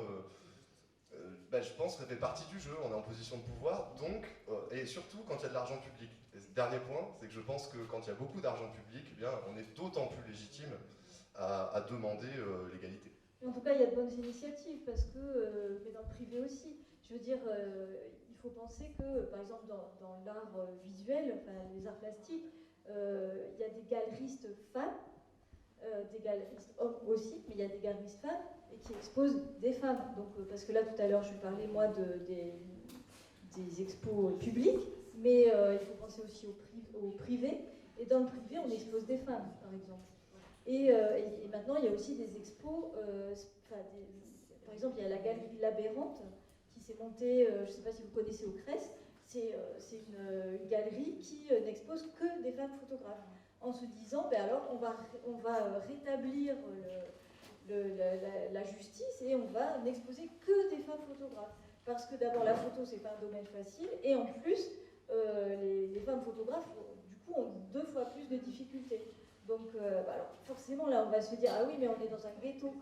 Peut-être, mais en même temps, à un moment, il faut aussi faciliter un peu les choses. Donc, alors, il y a une vraie question. Il y a ça. Et puis, pardon, je t'interromps, mais on a aussi une élue à la culture qui est là et qui, en arrivant à son poste, Isabelle Marsala. Isabelle Marsala qui est là. Est-ce qu'elle veut être là en tant qu'élue, en tant que plasticienne? Est-ce qu'elle peut venir nous rejoindre? Est-ce qu'on lui amène le micro? Madame Vergne pour la région est là aussi, on l'en remercie. Voilà. Donc, parce qu'en fait, c'est comme si je peux continuer mon propos, Si je peux continuer mon propos, en fait, j'ai listé simplement sur quelques années le nombre d'artistes hommes qui ont été exposés au Carré Sainte-Anne et le nombre de femmes. En 6 ans, il y a seulement eu 2 femmes exposées au Carré Sainte-Anne pour 13 hommes. Alors, les femmes, c'était Carole Benzaken en 2016 et Chiharu Shiota en 2013. C'était franchement, Chiharu Shiota, c'était une expo magnifique japonaise. Donc 2 femmes pour 13 hommes en 6 ans au Carré Sainte-Anne. Et à l'espace Bagoué, en 7 ans, seulement 4 femmes exposées pour 18 hommes. Donc Karen Thomas, Clara Castagnet, Sonia Bazante et Anjalay. Et les 3 femmes, les 3 premières femmes que j'ai citées, Karen Thomas, Clara Castagnet, Sonia Bazante, ça c'est Isabelle Marsala qui en fait, en arrivant en poste, s'est rendu compte que à l'espace Bagoué, il y avait eu quasiment que des hommes, puisque une seule femme avait été exposée en 7 ans. Et en bonne féministe qu'elle est, elle s'est dit non, mais là c'est pas possible. Du coup, premier créneau qu'elle a trouvé, elle a mis 3 femmes. Parce que, bon, voilà. Donc, c'est ce que j'allais souligner. Du coup, c'est ce que j'allais souligner. Parfois, quand on a la volonté, du coup, Isabelle, vous n'avez pas on peut tout à fait faire les choses que l'on veut. Merci Virginie. Alors, je ne peux pas me couper en tranches. Je suis plasticienne de métier et je suis élue à la ville de façon tout à fait inattendue depuis 5 ans maintenant. Je suis à l'heure actuelle en poste sur la culture. J'ai été à l'éducation pendant 5 ans. Donc depuis une année, j'ai repris ce poste à la culture. Effectivement, alors nous, politiquement, je ne vais pas critiquer. On est une équipe où le maire a une conscience aiguë du travail des femmes. Il n'y a pas de problème, on a une parité complète au niveau des élus de la ville, ce qui ça est une obligation de toute façon, mais aussi au niveau de la métropole, ce qui n'est pas une obligation. Des postes clés ont été confiés à des femmes, c'est-à-dire l'éducation, la culture, qu'est-ce qu'on a encore, le commerce, la police, etc. Donc réellement, dans le cadre de cette mission-là à la mairie, j'ai pas vu de sexisme apparent au niveau des élus. Au niveau de l'administration, c'est un autre problème, le système administratif ne découle pas en direct du maire. Donc bon, effectivement, par rapport à ce que dit Virginie, il y a tout un travail qui est à faire. Par exemple, quand j'étais à l'éducation, j'ai mis sur le feu, par mon travail avec toutes les équipes, 9 écoles à venir. Sur les 9 écoles, il y en a 8 qui auront un nom de femme. Uniquement parce qu'on s'est rendu compte en regardant les noms des écoles qu'il y avait une grosse majorité d'écoles qui portaient des noms d'hommes. Donc on a dit il faut qu'on rétablisse l'équilibre. On est en cours de le faire. Ça c'est des petits signes, mais c'est tellement dans un monde idéal, c'est tellement logique, on ne devrait pas compter. Le mot parité devrait quasiment disparaître du dictionnaire, mais on n'est pas dans un monde idéal. Donc on est dans un monde où on est obligé de calculer pour que les femmes puissent prendre leur place. En tant que plasticienne, je peux dire que la place, surtout en peintre, je crois que c'est le pire métier qui soit pour la reconnaissance, peintre. Ça n'existe pas. Peut-être parce qu'on est très seul, très isolé. On dit peintresse. Ouais, mais moi je suis peintre. Si vous voulez, peintresse, mais moi les mois rallonge, je me... Esthétiquement, ça ne me convient pas bien. Mais si ça vous fait plaisir, on dit peintresse, on dit ce que vous... Plasticienne, allez. C'est facile ça, comme ça fâche personne. Bon voilà, peintre c'est le pire, peintresse, peintre c'est le pire métier pour être reconnu. Un homme il fait 2 expos, il est peintre, une femme elle rame pendant des années. On le sait que c'est comme ça. Voilà, ça fait partie de la règle du jeu. En tant qu'élu, le problème ne se pose pas pareil. Après effectivement, par rapport à la ville, j'essaye d'avoir une action attentive par rapport au travail des femmes. Il n'y a pas assez de femmes exposées. Bon, quand je suis arrivée, les expos elles étaient bouclées jusqu'à la fin du mandat. Parce qu'on travaille très en amont. Donc j'ai pris un créneau disponible, j'ai réussi à greffer une expo de femmes qui me semblait des femmes, surtout des artistes de grand talent, au-delà du fait d'être des femmes. Bien sûr qu'il fallait les réimpliquer, mais moi ce qui m'intéresse c'est la qualité du travail. Là, pour la première fois, pour la comédie du livre, nous avons fait appel à un artiste montpelliérain pour l'affiche et tous les dérivés. Ben, vous savez comment on l'a travaillé un petit peu dans l'urgence. J'ai demandé qu'il y ait un homme et une femme graphistes qui présentent leur travail et j'ai demandé que les noms soient masqués. Et là, on a eu un comité de sélection qui a voté pour le projet qui lui plaisait. Il se trouve que c'est le projet de l'homme qui a plus que le projet de la femme. Mais là, moi, je suis OK avec ça. Voilà, pour essayer de s'y retrouver un peu.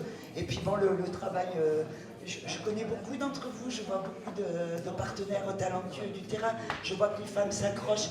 La seule chose que je peux dire, c'est aux plus jeunes, c'est faites gaffe. Hein. On a eu des acquis, ma génération et celle qui a juste avant moi. On a eu des acquis, mais ces acquis, on est en train de vous les croquer. Donc, quand on parlait tout à l'heure égalité, etc., et liberté, je ne sais plus qui a parlé de la liberté, mais attention, la liberté de nos corps, c'est la première condition pour avancer. Et là, on est en train de vous le manger. Donc, il y a peut-être encore un boulot à faire et à travailler physiquement, intellectuellement, etc. Merci. Merci Isabelle. Pour avancer un petit peu, aucune idée de l'heure qu'il est, je ne sais pas combien de temps encore on peut bavarder. Nicolas, je t'ai vu réagir quand Félix Dupin disait les institutions culturelles, les grandes, celles qui sont visibles et prestigieuses, etc., doivent être exemplaires. Oui. Est-ce que c'est ce que tu penses? J'ai réagi surtout sur la notion de... c'est comme dans Spider-Man, un grand pouvoir implique de grandes responsabilités, voilà, c'est dit. Sa notion de pouvoir et de responsabilité, en fait. Et c'est intéressant parce que tu as fait ça, quand on a parlé, tu l'as fait immédiatement à la suite de la discussion sur la question de, finalement, l'indépendance de la programmation. On en revient à la même chose, en fait. Est-ce que une programmation indépendante, et je rappelle que la loi LCAP qu'on a votée il n'y a pas si longtemps que ça, et qui était un grand acquis, défendu par tous les syndicats de manière quasi unanime, a promu pour la première fois la question de l'indépendance des directions artistiques. Et moi, c'est quelque chose sur lequel je me bats les becs et ongles depuis toujours. Qu'est-ce qu'il y a derrière l'idée d'indépendance? Il y a l'idée de l'indépendance vis-à-vis du marché. Et là, je reviens sur la question des galeries. C'est-à-dire que, ok, un acte militant qui consiste à dire, ben voilà, nous, on va décider de produire exclusivement des œuvres produites par des femmes. Mais encore faudra-t-il que ces œuvres se vendent. Donc on est d'accord que sur la question, là, on est sur un engagement qui est politique, mais la sanction sera toujours marchande.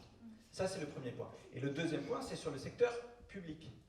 Et alors là, aujourd'hui, le secteur public, ok, on a un secteur public qui va venir sur la question de la programmation, ou de... Moi, c'est vraiment sur ce point-là, la question de l'indépendance des directions artistiques, qui va dire ce critère-là. Alors ce critère-là, visiblement, aujourd'hui, nous rassemble. Moi, je vous donne rendez-vous dans 3 ans, en France, et je vous demande d'imaginer un petit peu quels sont les autres critères qui peuvent arriver en France dans 3 ans, et qui vont s'imposer à nous comme des bons critères, en fait. Vous voyez de quels critères je parle, très précisément. C'est-à-dire qu'à un moment donné, la question de l'indépendance artistique, elle est vis-à-vis du marché, mais elle est aussi vis-à-vis des pouvoirs politiques. Et aujourd'hui, on a pu assister, et moi j'ai été contacté à plusieurs reprises en tant que délégué régional du SINDIAC, par des collègues artistes qui se retrouvaient déprogrammés dans certaines salles, parce que le maire trouvait que le sujet n'était politiquement pas correct. Okay. Donc ça veut dire qu'à un moment donné, on avait ce pouvoir politique qui aurait pu dire bah, très bien, homme-femme on est d'accord, mais par contre j'aimerais que le sujet que votre programmation traite soit plutôt celui-ci ou plutôt celui-là. Et à un moment donné on se dit ah ouais bon ben d'accord, ben on a reculé, alors on a dit que là c'était bon et puis là on se trouve que c'est un peu craignos et finalement qu'est-ce qu'on fait? L'endroit qui est fondamental c'est celui-là, c'est que effectivement le pouvoir de la direction artistique indépendante implique une responsabilité. Et il se trouve que aujourd'hui il y a plein de manières d'évaluer la qualité d'un travail. De se dire, est-ce que concrètement, moi je fais environ 550 rapports par an, je remplis des données, en veux-tu, en voilà, sur tout comment ça se passe dans un théâtre. On fait, d'ailleurs 80% du temps, on fait surtout des rapports, hein, je vous rassure, et après le reste, on fait un peu d'artistique. Donc sur ça, on nous évalue en permanence, pour savoir si c'est bien, si le budget ça va, si ceci, cela. Et on en vient sur la question de... comment on peut à la fois maintenir l'indépendance d'une programmation, c'est-à-dire qu'aujourd'hui on parle EHF, mais moi dans ma programmation il y a plein d'autres sujets que j'aborde, et comment on peut réussir à évaluer la méthode qui a été là. Alors sur les arts plastiques, la question du comité aveugle, ça se fait d'ailleurs pour certains recrutements, sur les CV, on fait des CV anonymes, etc. Ça marche bien. Dans le spectacle vivant, je suis désolé, ça ne peut pas fonctionner le truc. C'est qu'on va voir un spectacle, on rencontre un artiste qui nous explique sa démarche, ben ça y est, on l'a vu, il ne peut plus se cacher. Donc c'est malheureux à dire. Voilà. Par contre, et là on en discute notamment avec un collègue qui est délégué régional en Ile-de-France, Vincent Esch, et lui, et comme moi j'avais fait, parce que certes les calculs c'est un peu fatigant, mais j'en avais fait quelques-uns au cas où, en regardant par exemple les 100 derniers spectacles que j'ai vus, là, cette année, il se trouve que je suis à la parité. C'est-à-dire que concrètement, sans me poser cette question-là, j'ai regardé autant de spectacles produits par des femmes que par des hommes. Alors on pourrait dire, et je ne suis pas en train de dire youpi, je pense que c'est effectivement un effet peut-être générationnel. C'est-à-dire que moi, dans mon réseau, je fréquente à peu près autant d'artistes femmes que d'artistes hommes. Donc comme je n'ai pas choisi selon ce critère-là, mais plutôt en fonction des sujets qui étaient proposés, etc., il se trouve que dans le résultat, j'en suis arrivé à la parité. C'est juste quelque chose que je dis qui est générationnel. Mais peut-être que pour des gens dont le réseau n'est pas aussi égalitaire ou paritaire, on pourrait imaginer que dans les multiples bilans qu'on nous demande, je regarde la région, on pourrait imaginer de dire, mais concrètement, artistiquement, comment vous y prenez pour choisir vos spectacles? Ça, on ne me l'a jamais demandé. Comment vous choisissez vos spectacles? C'est quoi la ligne artistique que vous défendez? Comment vous faites? Et finalement, moi, c'est de ça dont j'aimerais le plus parler, c'est de dire comment j'ai fait pour faire ça. Et l'assumer complètement. C'est-à-dire que si à un moment donné, on dit, ok, tu as fait de cette manière-là, c'est super mauvais, ta programmation, elle vaut rien, et bien on me dit merci, au revoir, et on prend quelqu'un d'autre. C'est une question essentielle qu'on aborde évidemment à la fin du débat. Au CDN, Centre dramatique national, État majoritaire avec la région, je crois, c'est la parité totale et volontaire. Centre chorégraphique national aussi, de manière très volontaire sur les équipes, etc. Donc quelque chose quand même se met en place. La question, elle est, je ne sais pas qui veut répondre, moi j'ai beaucoup entendu dire, Jean Varela le dit notamment, je choisis des objets artistiques et pas des hommes ou des femmes. Je choisis des œuvres. Alors, c'est très compliqué, c'est tout la question, est-ce que l'œuvre est un fait social? Est-ce que le talent est une construction sociale? Comment on fait pour choisir de l'artistique quand on a à l'esprit de tels paramètres de parité? C'est quand même un peu la question, qui veut répondre? Hélène, peut-être? Après, une programmation, c'est une chose qui est aussi subjective, effectivement, c'est un peu la boîte noire, on ne sait pas comment les gens font et tout ça. Après, un théâtre public est financé par de l'argent public, donc c'est des impôts que payent les gens, qui vont être des hommes et des femmes, c'est des spectateurs et des spectatrices qui vont venir ça. Le milieu de la culture est un milieu qui doit représenter aussi l'ensemble de la population, que ce soit des hommes, des femmes, mais aussi des artistes racisés. Donc à un moment donné, le travail d'un programmateur, c'est aussi de donner un prisme et une ouverture sur la société. Et ça passe par les artistes, hommes, femmes racisés qu'il va rencontrer. Et je pense que ça devrait faire partie de son cahier des charges que de donner. Mais moi, j'assume complètement cette parole-là. Moi, je suis pour qu'il y ait des quotas, si tu veux. Parce que j'en ai ras-le-bol, en fait, de parler là-dessus. Parce qu'à un moment donné, de toute façon, tant qu'il n'y a pas d'injonction, les choses ne peuvent pas avancer. Parce qu'en fait, il y a des lois, parfois, qui sont là pour faire aussi avancer les mentalités. Donc effectivement, par exemple, Vincent Esch disait, à la ferme du Buisson, disait, à un moment donné, il a fait aussi attention à se dire, est-ce que je reçois dans mon bureau autant de femmes artistes que d'hommes artistes? Est-ce que j'en reçois plus? Pourquoi? Comment? De quelle manière? Et lui, ou alors la personne qui dirige la scène nationale d'Evry aussi, Blandin Estourné, a fait aussi lui cette chose-là, de se dire, tiens, comment ça fonctionne? Est-ce que je reçois le même nombre de femmes que d'hommes? Est-ce que je vais voir autant de spectacles et tout ça? Mais ça veut dire qu'il y a déjà eu une réflexion par rapport à ça. C'est-à-dire qu'au préalable, ces personnes-là se sont dit « Ah, merde, effectivement, il y a un problème par rapport à ça. » Et on sait que, aussi, c'est pas simplement, je veux dire, c'est pas une chose récente, cette histoire de lutte des femmes et après de représentativité des femmes artistes. Donc je pense qu'à un moment donné, il faut être aussi cohérent par rapport à ce qu'on dit, parce qu'on raconte, on dit effectivement on a repéré telle chose, il se passe telle chose, ça ne va pas quand même, ça va à personne, c'est insoutenable quand même en 2019 de se dire que les femmes artistes, vous disiez madame, c'est comme ça, on a appris, c'est comme ça, t'es une femme peintre, c'est comme ça, t'y arriveras pas en gros. Je trouve que c'est insoutenable.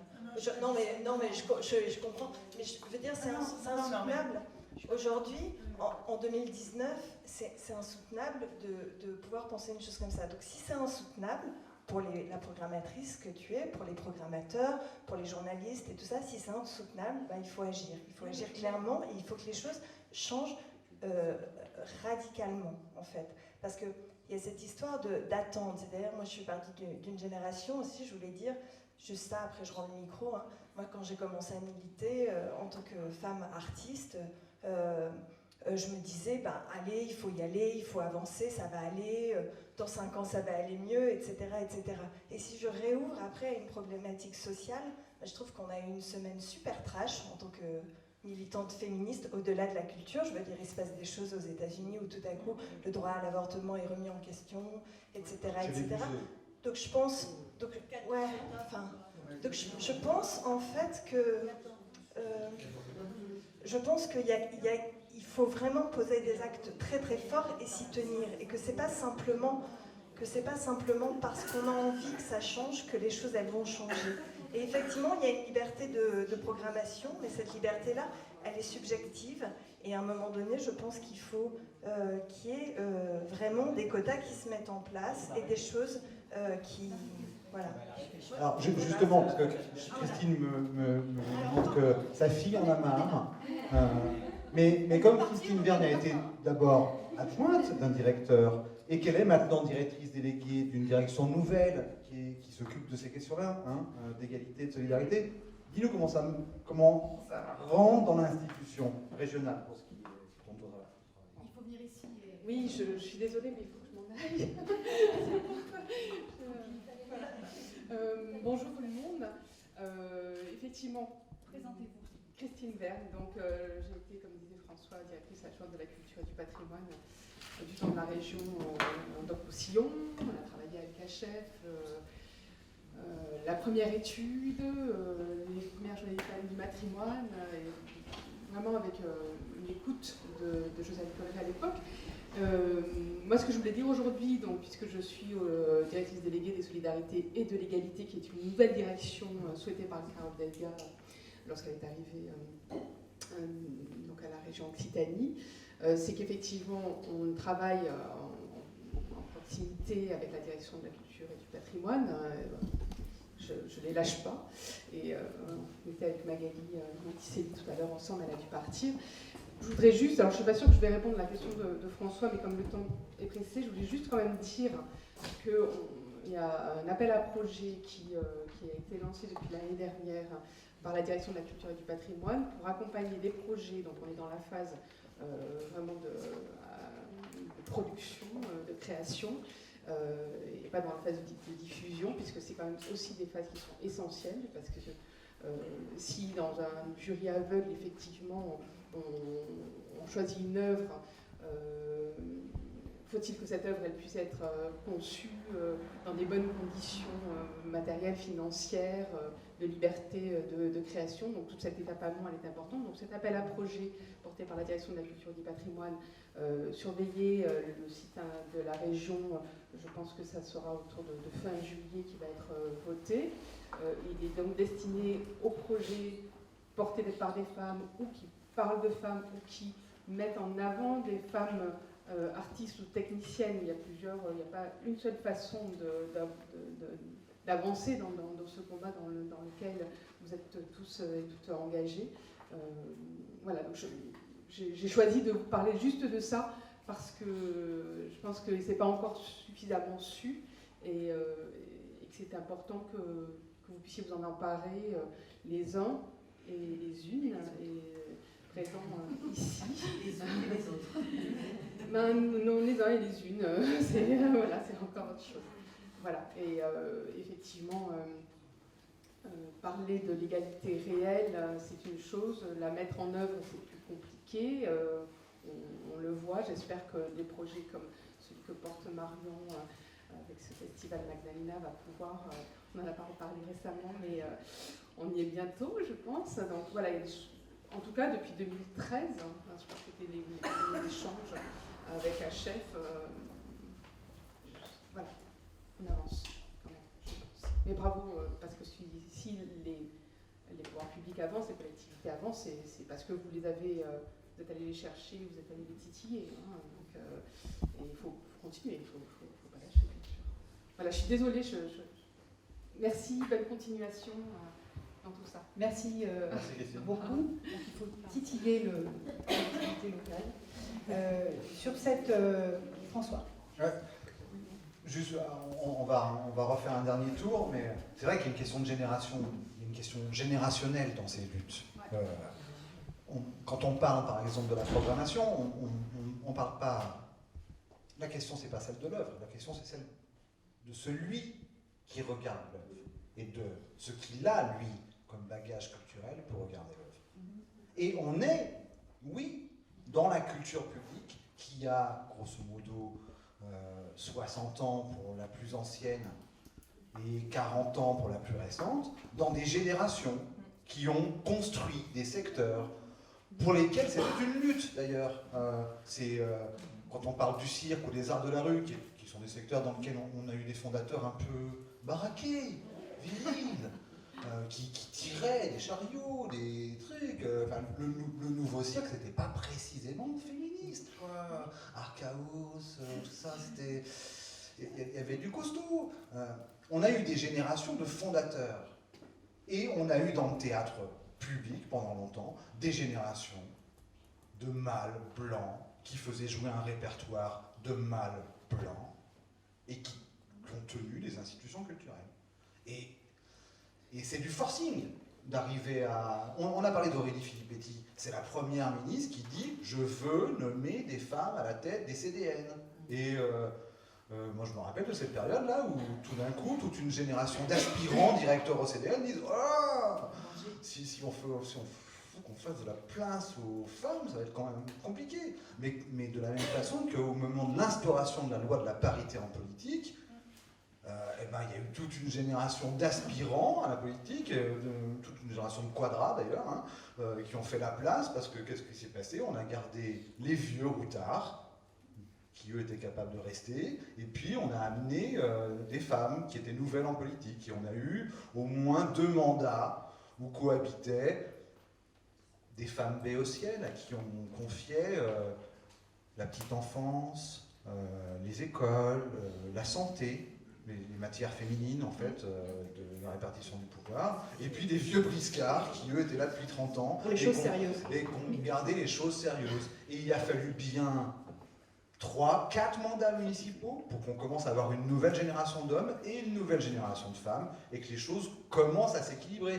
Elles s'équilibrent toujours pas. La seule obligation, par exemple, qu'on a aujourd'hui dans une intercommunalité, c'est que le premier poste de vice-président soit du sexe opposé à celui qui préside. C'est tout. On est tranquille, on peut avancer encore un peu.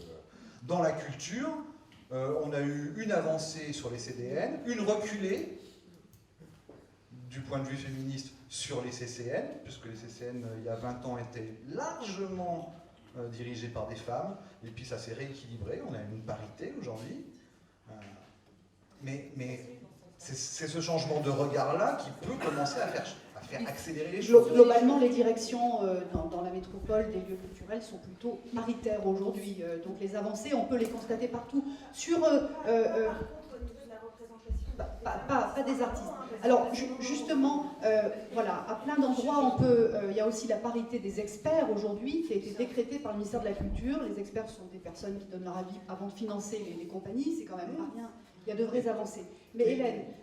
Ça s'emboîte d'ailleurs, parce que juste une chose pour finir, on sait que dans les jurys de collectivités locales, quand on a une grosse institution publique dont la direction va être nommée par les collectivités, les représentants de l'État, on a des jurys qui sont majoritairement masculins. Et moi j'allais rebondir là-dessus justement parce que je ne suis pas contre la question des quotas, Hélène, dont tu parlais tout à l'heure. En l'occurrence, moi, si demain je représente une institution, j'ai envie d'être choisie pour mon projet, et non pas parce qu'à un moment donné, il fallait nommer une femme à la tête d'un projet. Et ce dont j'ai souffert, moi, en l'occurrence, c'est que le jury qui s'est réuni pour étudier nos candidatures était exclusivement masculin, et ça me pose problème aujourd'hui. C'est-à-dire que c'est pas la question de ne pas avoir été choisie parce que j'étais une femme. Non, j'aurais juste voulu, comme le disait Isabelle Theur, qu'on mette à la limite des noms, qu'on cache les noms, mais que ça soit étudié par un jury qui soit mixte. Ça oui, ce qui n'est absolument pas le cas aujourd'hui. Le problème, ce que vous disiez tout à l'heure, je termine juste, Madame Marcel, par rapport à la question aujourd'hui peut-être de la mixité qui est en effet peut-être très paritaire, en tout cas au niveau de l'institution, le problème, il est dans les rouages administratifs, et il est là le problème aujourd'hui. C'est que ce sont les administrations aujourd'hui qui choisissent justement, et qui parfois ne comprennent pas justement quelle est la logique de la direction artistique d'un équipement, qui ne comprennent pas quels sont les rouages de la création artistique et du travail qu'on met en place avec les artistes. Et c'est ça qui est compliqué aujourd'hui. C'est cette violence-là, moi, dont je parle, et que je ne remets pas en cause la question des quotas. Juste pour rebondir sur cette chose que tu disais je ne veux pas être nommée parce que je suis une femme et pour répondre aux quotas. Mais le problème, c'est que tu es nommé parce que tu es un homme et que tu n'es pas nommé parce que tu es une femme. Donc c'est pas une histoire de quota, si tu veux. C'est pas cette chose-là. Et il faut juste pas te dire. Il faut que ce soit très clair. Et je pense qu'il faut déconstruire cette idée-là. Si tu n'as pas eu accès pendant très longtemps à ces postes de responsabilité, si aujourd'hui on dit de toi que tu es chargée de production et non pas programmatrice cirque, c'est parce que tu es une femme. Si tu étais un homme, tu serais programmateur. Voilà. Et donc il y a une chose qui dysfonctionne à cet endroit-là. Donc en fait, on n'est pas nommé aujourd'hui à des postes de direction. On n'a pas accès au grand plateau parce qu'on est des femmes. On a accès à ces endroits-là parce qu'on a du talent et qu'on travaille. Voilà. En l'occurrence, je rebondis, je ne suis pas chargée de production, je suis programmatrice, parce que justement le chemin faisant, mais le chemin a été fait malgré tout. C'est-à-dire qu'à un moment donné, le fait de tracer ta ligne, de pouvoir, c'est ce que je revendique, ça ne remet pas en question les luttes dont je serai à chaque moment solidaire, etc. Mais il faut du temps, et je te rejoins sur plein de choses, mais je pense qu'à un moment donné, ça se passe à plus haut niveau sur la question des jurys, sur la question des institutions. Moi, je m'en fiche complètement aujourd'hui de faire partie d'une programmation, parce que la direction aurait décidé que ce soit une programmation paritaire. Alors, on va chercher un peu des artistes femmes. Et alors là, on va m'appeler pour faire partie de cette programmation parce que je suis une femme, parce que de toute façon, il y a tellement de fois où je n'ai pas été programmée parce que j'étais une femme, que ça ne me pose aucun problème si aujourd'hui, grâce au quota, il y a plus de femmes artistes en visibilité. Alors on va terminer là-dessus. Hélène, vous comptez faire des choses au moment du Printemps des comédiens, puisque la communication n'a pas pu être établie, et aujourd'hui pas davantage. C'est un mystère. Alors, je ne vais pas répondre, je ne suis pas Hélène, hein, non. Mais le communiqué, donc, est tenace, la gueulante, à chef aussi CMI, et d'ailleurs Laurie Kersionnet a signé. Donc c'était peut-être une histoire de ton à adopter, quoi qu'on soit toutes d'accord pour dire que le festival du Printemps des comédiens, ça ne le fait pas, quoi. Ça ne le fait pas. Donc ça ne le fait pas pour nous, ça ne le fait pas pour un public de femmes. Vous allez faire quoi pendant le Printemps des comédiens? Je vais te répondre comme à Divergence l'autre fois. Nous réservons pour l'instant, parce qu'en fait, ce qu'on aurait voulu, c'est avoir un contact avec le printemps. Pas pour mettre le why dans le truc. Il y a des gens qui bossent, il y a des gens, des publics qui vont aller voir. C'est pas question de boycott, c'est question d'avoir un dialogue. On travaille sur ces thématiques depuis des années. Nous, on est bénévoles, on est professionnels par ailleurs de la culture, ou plasticienne, ou musicienne, ou autrice, ou quoi que ce soit. Mais voilà, on ne peut pas être dans ce déni. Et moi, je voulais finir parce que, bon, je voulais juste dire qu'il y a quand même des remédiations, des choses qui sont préconisées depuis des années, et que si elles se mettaient un petit peu en route, ça permettrait d'arriver à la parité gentiment, sans se failliter, sans qu'il y ait justement ce qui pointe, enfin ce qu'on nous fait pointer, on nous dit qu'il y a de la radicalité. Moi, je ne suis pas d'accord. Je trouve qu'il y a de l'énergie. Et voilà, moi je l'ai dit tout à l'heure, mais il y a des choses, des pistes concrètes dont on a déjà parlé, mais il ne faut pas l'oublier. Les collectivités, les tutelles, tout ce qui est financement public et tout ça, doivent travailler, donner les mêmes fonds à des femmes qu'à des hommes. C'est important. Les shortlists paritaires, hein, le développement des programmes en mentorat pour identifier les femmes à même de prendre des postes de direction, on en reparle, voilà. Mettre en valeur notre héritage culturel dans sa globalité, c'est-à-dire matrimoine et patrimoine réunis. On n'est pas des frères ou des sœurs ennemis, on est frères et sœurs. Donc normalement, dans notre culture, on devrait pouvoir trouver les deux. Les écoles d'art et autres écoles, il faut donc des enseignements paritaires. Pour avoir de l'éducation paritaire, il faut que dans les livres, on retrouve de la parité. C'est-à-dire qu'on travaille, de nouveau, je reviens au matrimoine, qui est important. Les artistes aussi doivent faire la promotion de leur matrimoine, et tant qu'elles peuvent, et ça c'est vraiment une arme de combat, réel, quoi, je veux dire. Et les hommes aussi peuvent s'emparer des répertoires féminins. Il y en a des très très beaux. On va terminer avec, il faut vraiment qu'on termine l'invitation à Isabelle Marsala. Il y a une interpellation des élus sur la question notamment de la parité. Il y a ce festival dont on parle, mais il y en a d'autres. Donc, est-ce qu'un élu, une élue concernée et féministe comme vous peut faire quelque chose? J'ai toujours l'impression que je finis avec la liste des courses, quelque part. Sincèrement, très certainement, il faut qu'on se voit, il faut qu'on en parle, il faut qu'on voit quelle est la demande d'aide des personnes sur le terrain, quels sont les besoins, comment on peut aider dans un chemin. Oui, dans ce sens-là, oui. Je voudrais juste faire un point, j'ai du mal à m'exprimer tout à l'heure. Je suis pour le principe de réalité, c'est-à-dire qu'on regarde les choses en face, une fois qu'on les a en face, on sait avec quoi on se bat. Moi, je me suis battue toute ma vie et j'ai pas fini. Je suis qu'à une étape. Cette histoire d'élu, c'est un chemin dans ma vie. Il faut regarder les gens comme des gens. Je suis avant tout quelqu'un qui a créé toute sa vie et qui à un moment donné est dans cette position. Mais j'ai pas du tout dit ou voulu dire que j'avais un fatalisme, que bah oui, c'était comme ça. Non, non, c'est comme ça. C'est comme ça, on est dans un monde judéo-chrétien. Parce que là, on n'a pas du tout parlé de la religion, mais c'est 90% de la douleur dans notre histoire. Le capitalisme et la religion, mais la religion porte le capitalisme. Bon, c'est un autre débat, effectivement, on peut aller très loin. Voilà, après, par rapport aux luttes, on se connaît. On a travaillé ensemble, on se connaît, on a travaillé ensemble. On se connaît aussi, on a travaillé ensemble. Nous aussi, on a travaillé ensemble. Nous aussi, voilà. Oui, au niveau de ce qu'on peut faire, au niveau de la ville, effectivement, on continuera à travailler ensemble. On peut se rencontrer et élaborer une politique qui soit intelligente, d'aide et d'entraide, les uns avec les autres. Je suis certaine que mon maire en serait ravi. Voilà. Au moins un débat qui a servi à quelque chose. Félix Dupin. Juste un truc positif, entre guillemets un outil, une posture, une possibilité, c'est qu'il y a la charte de l'égalité Madeleine HF qui a été co-construite entre HF, le mouvement HF et Occitanie en Seine pendant que nous on faisait l'étude et nourri aussi par l'étude, qui est un document avec tout un tas de ressources aussi dedans. Et l'idée, c'est une stratégie des petits pas, c'est que les structures culturelles qui signent cette charte, en fait, ça les force à se regarder dans le miroir. Et donc, moi, je me dis que déjà, un premier truc, en tout cas, que chaque structure peut faire, c'est poser ça sur la table. Dire, et c'est pas que des la questions charte, c'est quoi? Elle oblige à la parité, non pas vraiment. Alors non, pas du tout. C'est une charte qui oblige à rien d'autre que regarder la question de l'égalité chez soi. Mais on n'est pas du tout obligé de... Il n'y a pas de quota, il n'y a pas des... Mais par contre, il y a des outils. C'est-à-dire qu'il y a des manières de récolter des données, des questions à se poser, voilà. Donc allez la voir, ça s'appelle la charte Madeleine pour l'égalité professionnelle. On va vous donner des documents.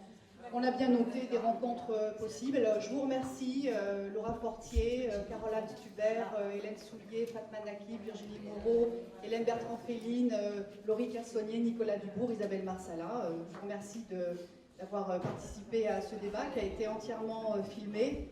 Et voilà, j'espère qu'on en fera d'autres. En tout cas, sur ce sujet, on a une trace. Merci beaucoup, à bientôt.